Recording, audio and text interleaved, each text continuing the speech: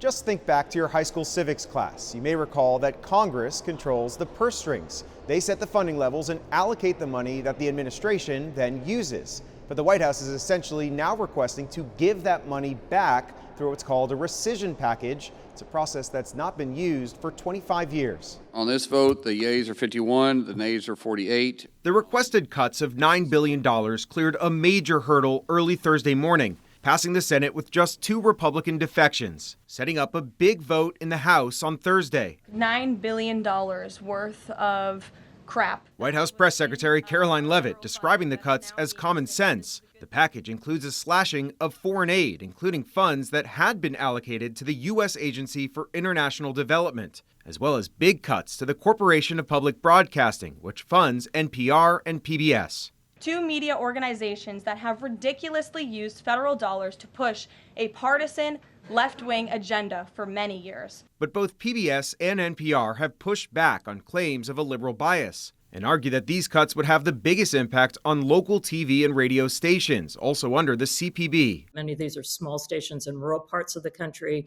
and for them, this very much is an existential moment. The cuts are also alarming Democrat leaders, who signaled that they may try to delay the vote as long as possible. We can lay out for the American people why Republicans continue to take steps to hurt them. I think it's likely you'll see an additional package. Russell Vought, the president's budget chief, suggested on Thursday that this rescission package may just be a test run for more cuts on the way. In terms of seeing whether this was a useful effort that was not a waste of time, it certainly has satisfied that threshold. And earlier versions of this rescission package included a cut of $400 million to a global HIV and AIDS prevention program known as PEPFAR, created under former President George W. Bush.